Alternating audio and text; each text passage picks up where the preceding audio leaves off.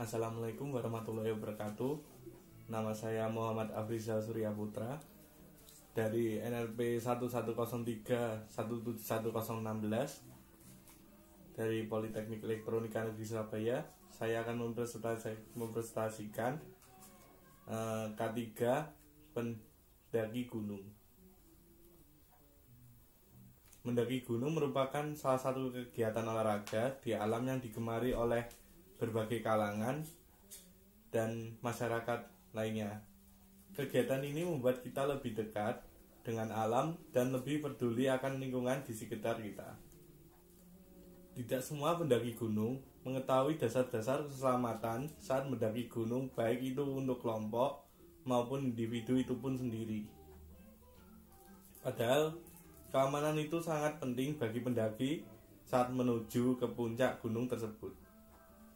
Untuk itu, sebelum melakukan pendakian, diwajibkan pendaki memahami K3 dalam pendakian gunung. Hal-hal yang perlu diperhatikan yaitu 1. Perencanaan perjalanan.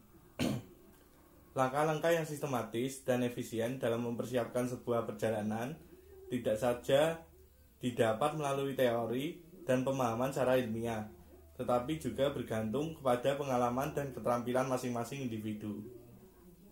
Berikut ini adalah tahapan-tahapan perencanaan yang dapat dijadikan acuan dalam merencanakan perjalanan. 1. Informasi medan dan lingkungan. Diperlukan pemahaman yang baik terhadap kondisi alam yang akan dihadapi dan mencakup bagaimana memilih waktu, lokasi, pengetahuan lingkungan medan yang akan ditempuh, serta mempersiapkan rencana untuk mengantisipasi kesulitan yang mungkin terjadi. Yang kedua, pembekalan diri.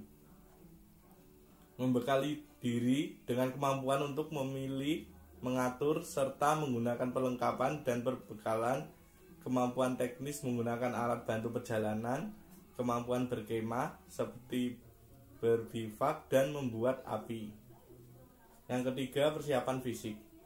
Kemampuan fisik yang baik dan kondisi tubuh yang sehat dapat dilatih dengan latihan-latihan fisik yang teratur. Latihan ini dapat disesuaikan dengan kegiatan yang akan dilakukan. Dan yang keempat, persiapan mental. Diperlukan mental yang kuat untuk menghadapi kegiatan berat di alam. Hal ini harus tumbuh dari dalam diri sendiri. Penguasaan yang baik pada 3 keterampilan lainnya akan sangat membantu. Mental yang terlatih akan lebih mudah beradaptasi dengan segala situasinya. Dan yang kedua, perlengkapan perjalanan. Pengelompokan perlengkapan dasar perjalanan yang akan dibawa dapat dikelompokkan sebagai berikut. 1. Perlengkapan untuk pergerakan atau jalan. 2. Perlengkapan untuk memasak, makan, dan minum. 3. Perlengkapan untuk tidur. 4. Perlengkapan pribadi atau tambahan. Perlengkapan jalan. Dalam memilih perlengkapan jalan, hal-hal yang harus diperhatikan adalah sebagai berikut. 1. Sepatu. Sepatu yang baik dapat melindungi tapak kaki sampai mata kaki, atau melindungi sendi kaki dan ujung jari kaki. Terbuat dari kulit tebal, tidak mudah sobek, dan memberi ruang gerak bagi kaki. Keras bagian depannya untuk melindungi ujung jari kaki apabila terbentur benda batu-batu. Bentuk sol bawah dapat menggigit ke segala arah dan cukup kaku. Dan yang terakhir ada lubang ventilasi yang bersekat halus sehingga air dan udara dapat lewat untuk pernapasan kulit telapak kaki. Dan yang kedua, kaos kaki. Kaos kaki harus bisa menyerap keringat, melindungi kulit kaki dari bagian pergesekan langsung dengan kulit sepatu, menjaga agar telapak kaki tetap dan bernapas. Bahan kaos kaki terbuat dari katun atau dicampur dengan wool atau bahan sintesis lainnya. Harus selalu dalam kondisi kering, mempersiapkan kaos kaki cadangan, dan menjaga agar kaki tetap hangat pada daerah-daerah yang dingin. Yang ketiga, celana. Celana harus bersifat kuat, lembut, ringan dan praktis, tidak mengganggu gerakan kaki, artinya jahitannya cukup longgar, terbuat dari bahan yang menyerap keringat, mudah kering bila basah, tidak bertambah berat. Bahan jeans sangat tidak dianjurkan karena selain berat dan kaku, juga sukar kering jika basah. Bahan jeans tidak dapat menahan hawa dingin yang ekstrim karena memiliki pori-pori yang sangat besar. Dan kemudian baju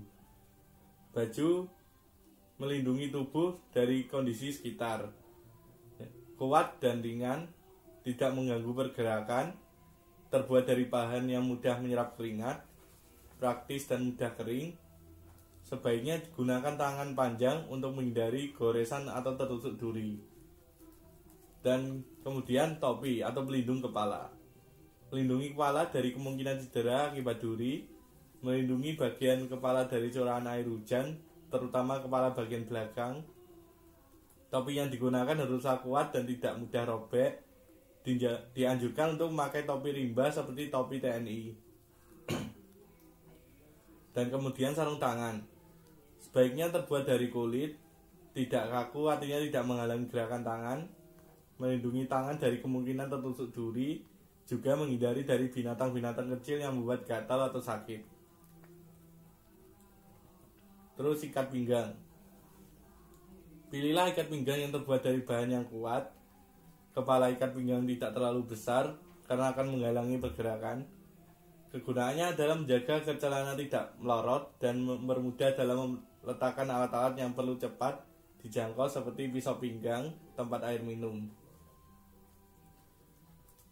Ransel harus bersifat ringan, sebisa mungkin tidak terlalu berat, terbuat dari bahan yang waterproof, kuat, tidak mudah sobek dalam membawa beban, sesuai dengan kebutuhan dan keadaan medan yang ditempuh.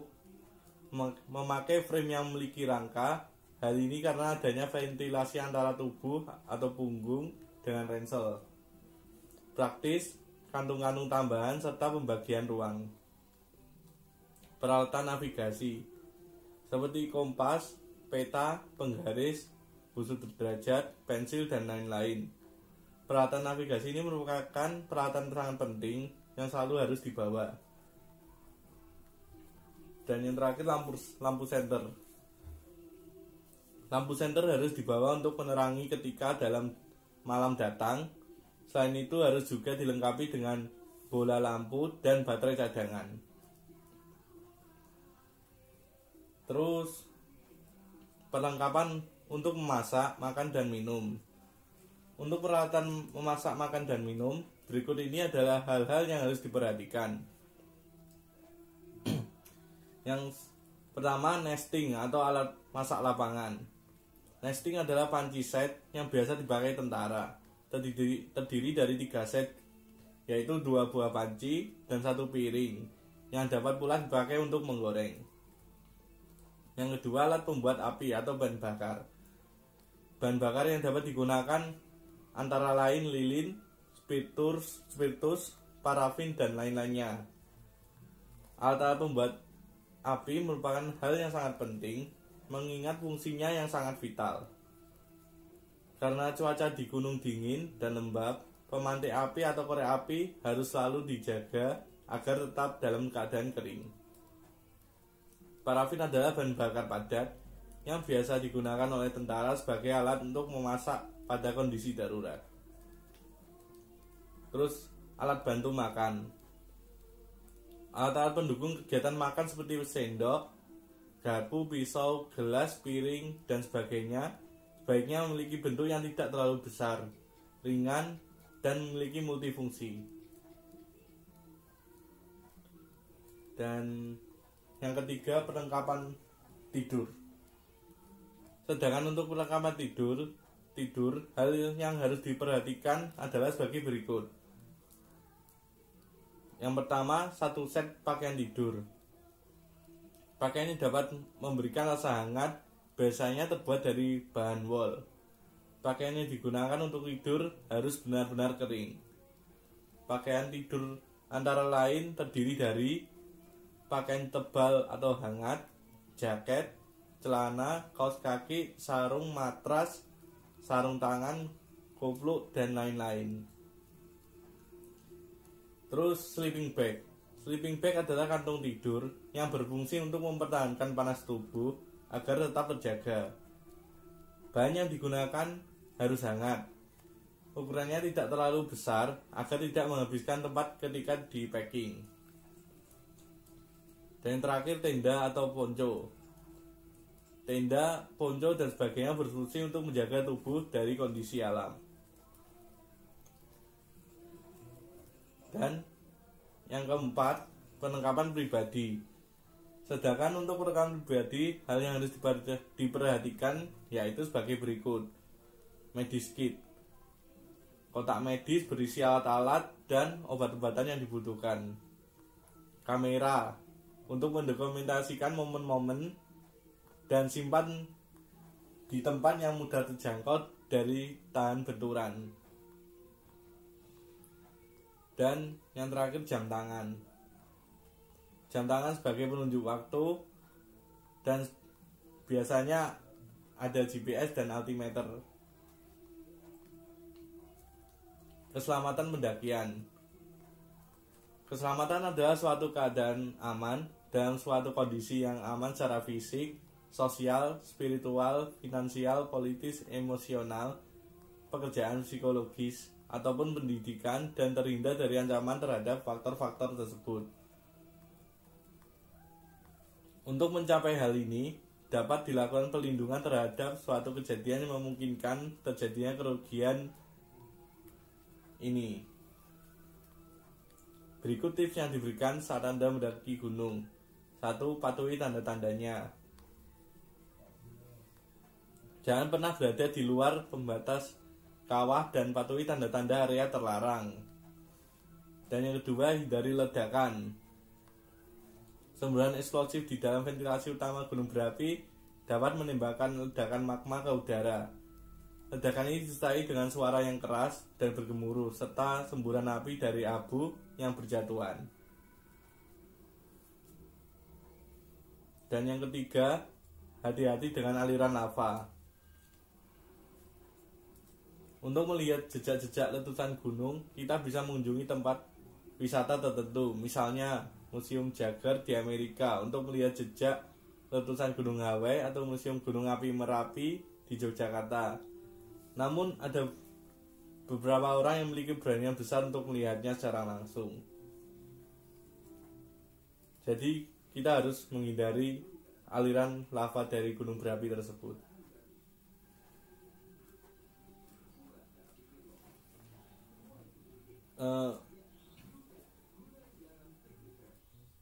Terdapat data kecelakaan dalam pendakian di Indonesia ini. Kecelakaan dalam pendakian kerap terjadi di Indonesia. Kecelakaan terjadi karena berbagai faktor, mulai dari kurangnya persiapan hingga kondisi alam yang sedang tak bersahabat. Menurut data yang dihimpun Badan Nasional Pencarian dan Pertolongan atau yang dikenal dengan Basarnas, kecelakaan pendakian mengalami peningkatan dalam 2 tahun.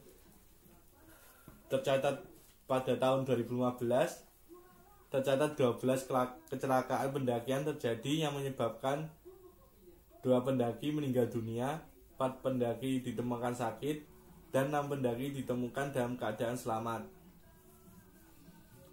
Jenis kecelakaan pendakian selama tahun 2015 antara lain 8 kejadian pendaki mengalami kelemahan fisik saat mendaki, 2 kejadian pendaki tertimpa batu, 1 kejadian pendaki terperosok ke dalam jurang. Tahun 2015 kecelakaan pendakian paling serius terjadi di Gunung Semeru, Jawa Timur. Dan pada tahun 2016, jumlah kecelakaan pendakian meningkat menjadi 15 kasus yang menyebabkan 7 pendaki meninggal, 7 pendaki ditemukan terluka, dan seorang pendaki ditemukan dalam kondisi sehat. Kecelakaan ini masih seputar kelemahan fisik pendaki, pendaki tertimpa batu, pendaki terpelosok ke dalam jurang, hingga pendaki tersambar petir. Berdasarkan data tersebut, dapat diketahui bahwa penyebab dari kecelakaan tersebut karena kelalaian pendaki dan juga pendaki belum memahami hal-hal yang perlu diperhatikan sebelum mendaki maupun saat mendaki.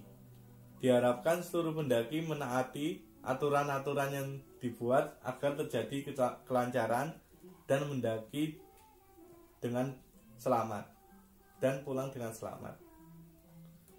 Terima kasih atas perhatiannya. Assalamualaikum warahmatullahi wabarakatuh.